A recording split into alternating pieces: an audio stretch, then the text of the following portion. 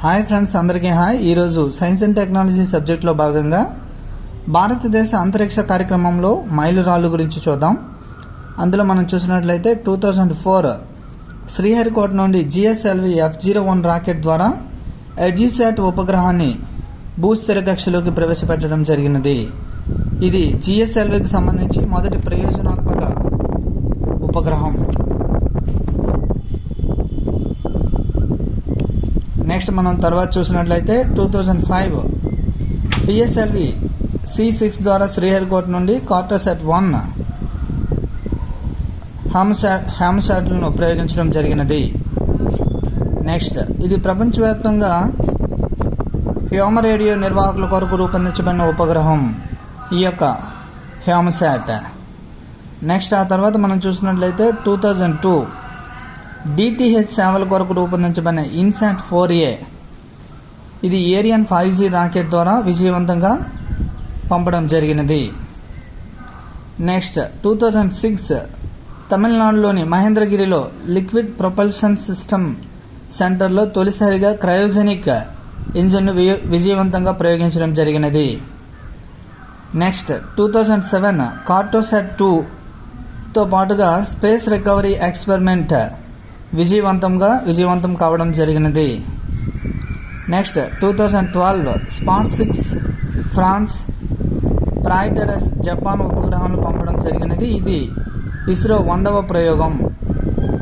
Next 2013 ISRO అంతరిక్ష ప్రయోగం నిర్వహించి 2013 నవంబర్ నాటికి 50 ఏళ్ళు పూర్తి కావడం జరిగినది. నెక్స్ట్ 2014 GSLV D5 ద్వారా GSAT-14 అనే కమ్యూనికేషన్ శాటిలైట్ను ప్రయోగించడం జరిగినది. నెక్స్ట్ 2015 GSLV D6 ద్వారా GSAT-6 అనే కమ్యూనికేషన్ శాటిలైట్ను ప్రవేశపెట్టడం జరిగినది. Next 2016 June 22 PSLV C-34 rocket విజయవంతం కావడం జరిగినది. దీని ద్వారా 20 శాటిలైట్లను అంతరిక్షంలో ప్రవేశపెట్టడం జరిగినది. నెక్స్ట్ 2018 జనవరి 12 PSLV C-40 రాకెట్ ద్వారా 31 శాటిలైట్లు విజయవంతంగా అంతరిక్షంలోకి ప్రవేశపెట్టడం జరిగినది. Next 2018 September 16 PSLV C-42 rocket ద్వారా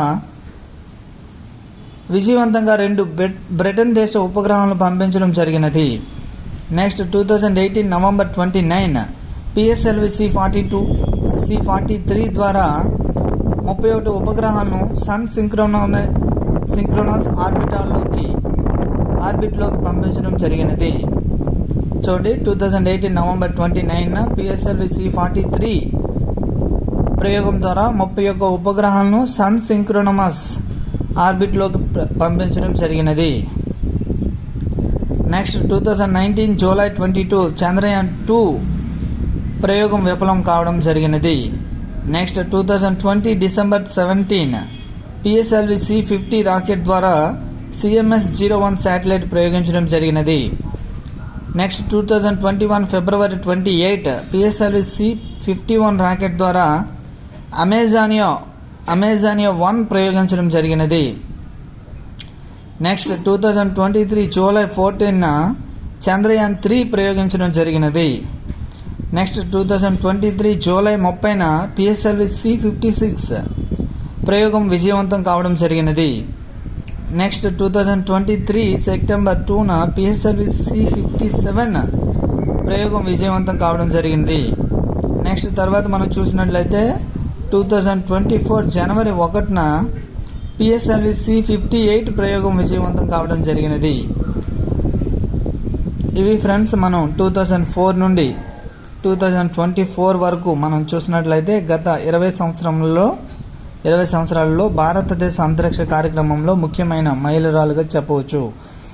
ఎడ్యుసాట్ ప్రయోగం కానీ, కార్టోసాట్ కానీ, లేదంటే ఇతర మన చంద్రయాన్ ప్రయోగాలకు సంబంధించి కానీ ఇతర ముఖ్యమైన మైలురాళ్ళు మనం ఇప్పుడు చూడడం జరిగినది. Thank you friends, thank you to all.